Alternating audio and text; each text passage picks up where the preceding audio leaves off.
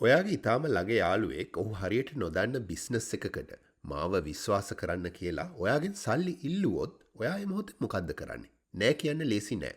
ඒක අපි හැමෝම දන්නවා. හැබැයි හිත හොඳින් ගත්ත එක වැරදි තීරණයක් නිසා හෙමින් වසර ගණනාවක් ගොඩනගපු දේ සුළු මොහොතකින් කඩා වැටෙන්න පුළුවන්. ඔබේ ආයෝජන ඉලක්ක අවුරුදු ගණනකට පස්සට යන්න පුළුවන්.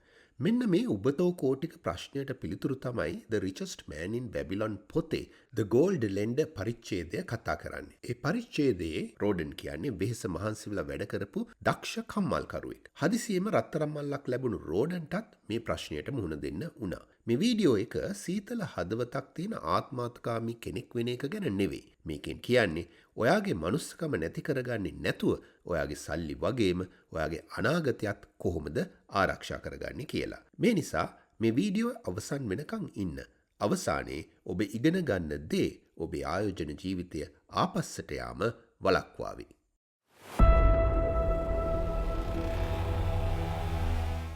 රජතුමාගේ ත්‍යාගය.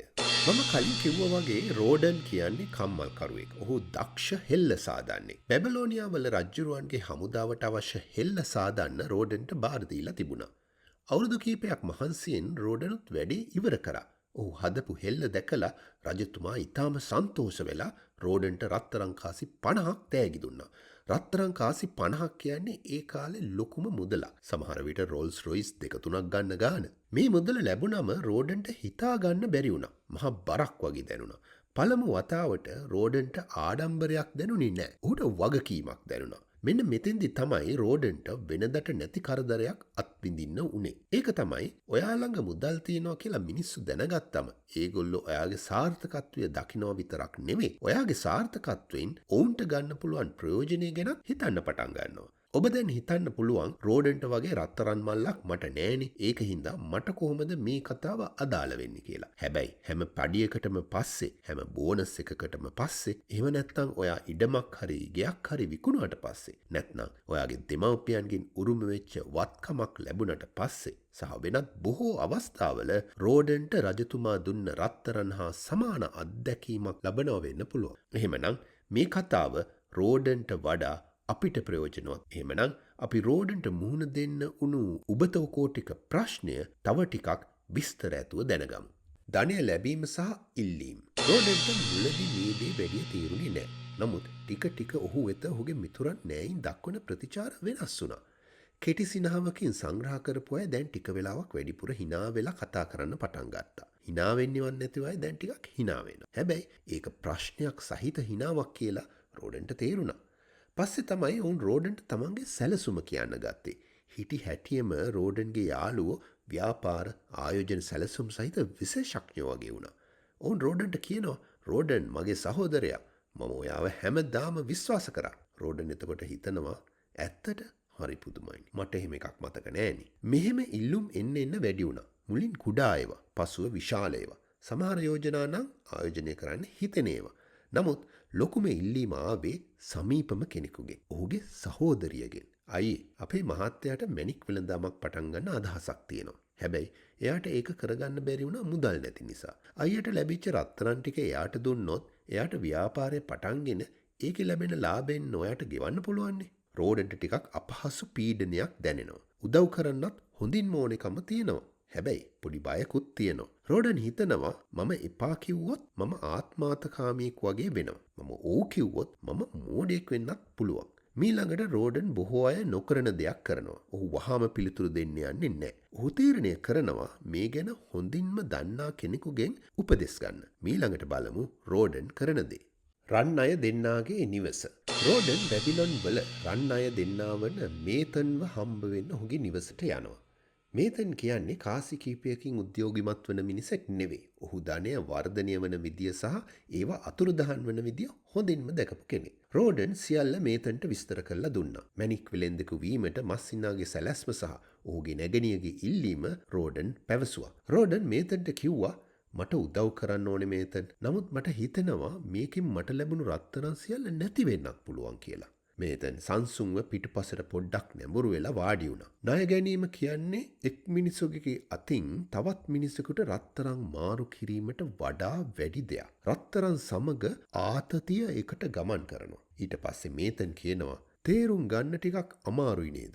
හොඳයි. මම ඔයාට පොඩි කතාවක් කියන්නම්. මීළඟට ඔයා අහන්න යන්නේ ඔයාගේ ආයෝජන ජීවිතයේ අහන්න ලැබෙන වැදගත්ම කතාවක්. මොකක් වෙන්න පුළුවන්ද මේක? ගවයා සහ කොටලුවාගේ කතාව. එක ගොවිපලක ගවයෙකුයි කොටලුවෙකුයි හිටියා.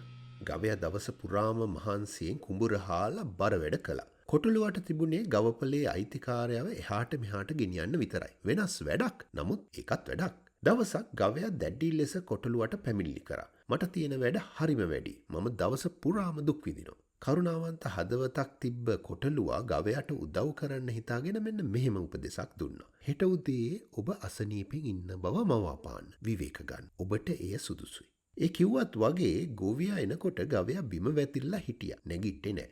නමුත් ගොවියට කුඹුර සීසාන එක අත්‍යවශ්‍ය දෙයක් වුණා. ඉතින් ගොවියා කලේ මොකද්ද දන්නවද? ගවයා වෙනුවට කොටලුවා නගුලේ බැඳලා සීසාන්න බල කරා. දවස අවසන් වෙනකොට කොටලුවට හොඳටම මහන්සි. කෝපයෙන් වේදනාවෙන් තමයි හිටියේ. කොටලුවා ගවයාට මෙන්න මෙහෙම කියනවා. මම ඔබට උදව් කරන්න උත්සාහ කළේ. අන්තිමට ඔයාගේ බර මගේ බර වුණා. මේතන් රෝඩන් දිහා බලලා මෙන්න මෙහෙම කිව්වා. ණය දෙනවා කියන්නේත් මෙන්න මෙහෙම දෙයක්. උපකාර කිරීම සමහර වෙලාවට ඔබේම මුදලින් වෙනත් කෙනෙකුගේ ගැටලුවක් අත්පත් කරගත්තා වගේ වැඩක්.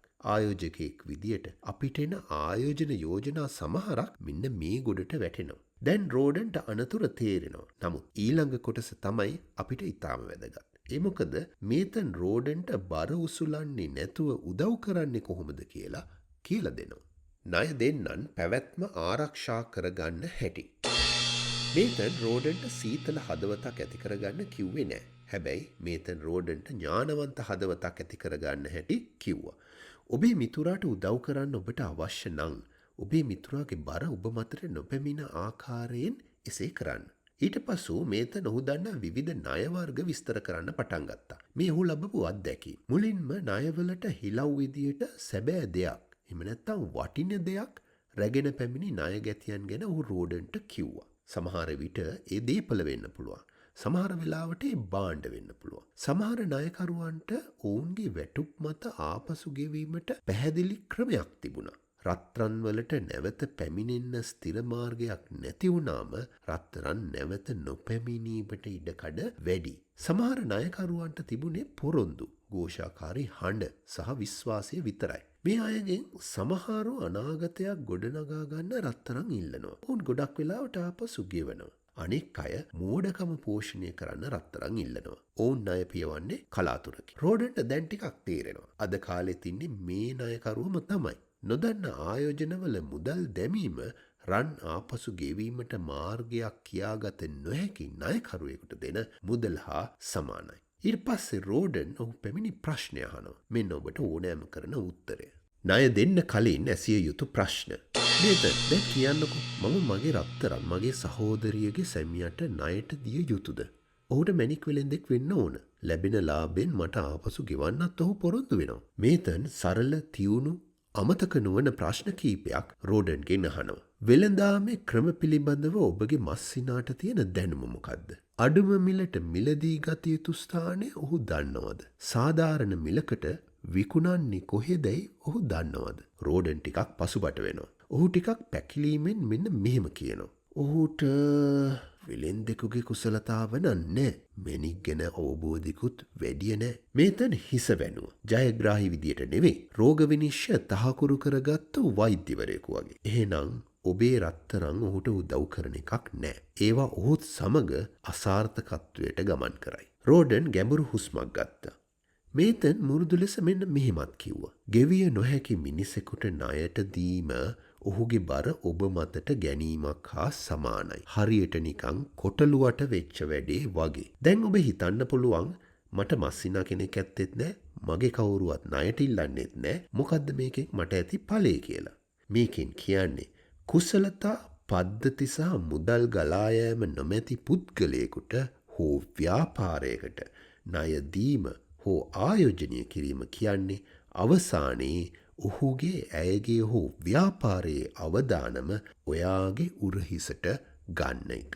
ආයෝජනය කරන්න ඔබ කැමති ආස කතාවලට නෙවෙයි. තහවුරු කළ හැකි සාධක සහිත ප්‍රායෝගික කටයුතු වලට. මේඩන්ගේ පෙට්ටගම. මේඩන් නැගිටලා පැත්තක තියෙන ලී පෙට්ටියක් ළඟට යනවා.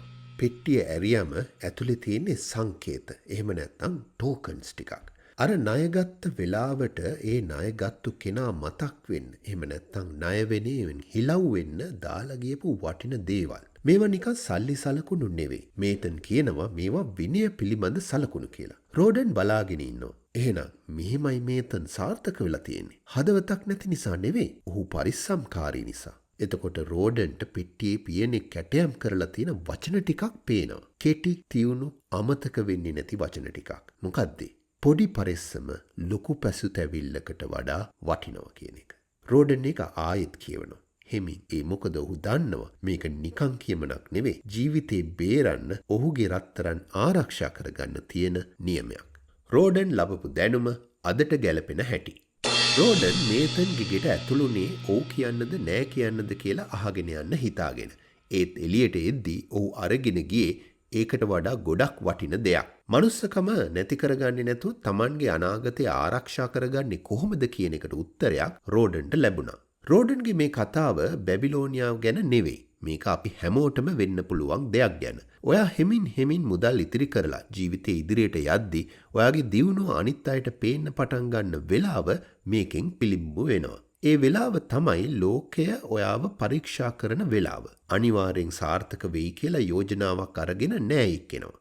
පොඩි කාලයකට විතරයි කියලා යාළුවෙක් එනවා. ලොකු හීනයක් තියෙන කෙනෙක් එනවා. නමුත් සැලසුමක් නෑ. අත්දැකීම් නෑ. ඉදිරියට යන්න විශේෂ හැකියාවකුත් නෑ. එහෙම හීනයකට බුද්ධිය නැතුව සල්ලි දාද්දී එහි බර සහ ආතතිය මාරු වෙන්නේ ඔයාට. හරියට කොටලුවට උණ වඩේ වගේ. ඔයා ඉතිරි කරපු සල්ලි වෙන කෙනෙකුගේ පරීක්ෂණයක් වෙලා යනවා. ඔයා පුරුදු කරගත්ත ආත්ම පාලනය වෙනත් කෙනෙකුගේ අවදානම වෙලා යනවා. ඔයාගේ අනාගතය වෙනත් කෙනෙකුගේ බාරකාරකමට ලක් වෙනවා. ඒ නිසා මේකයි මේතන් කියලා දෙන අදටත් වළංගු නියමය. ඔයා ණය දෙන්න කලින් එහෙම නැත්නම් ආයෝජනය කරන්න කලින් මේතන් අහපු ඒ ප්‍රශ්න ටිකම අහන්න. ඒ කෙනාට ඒ වැඩේ කරන්න හැකියාව තියනවද? අඩු මිලට ගන්න තැන් දන්නවද? සාධාරණ මිලකට විකුණන්න දන්නවද? ආයෝජනය ආපසු ලැබෙන්න හරි මාර්ගයක් තියනවද?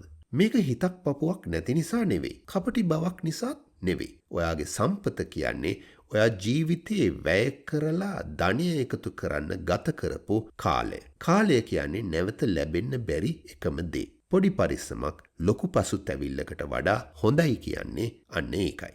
හොඳයි. මම හිතනවා ඔයා මේ වීඩියෝවෙන් යමක් ඉගෙන ගන්න ඇති කියලා. මේ channel එකේ අභිප්‍රාය සාර්ථක කරගන්න නම් ඔයා මේ දැනුම තවත් අවශ්‍යයි කියලා හිතන අයත් එක්ක බෙදා ගන්න. මේ වීඩියෝ එක ෂෙයා කරන්න. ඔයාගේ වටිනා අදහසුත් පහළ කමෙන්ට්ස් වල සඳහන් කරන්න. දිගටම අපිත් එක්ක ඉන්න. අපි ඊළඟ වීඩියෝවෙන් හමු වෙමු. ඔබට ජය.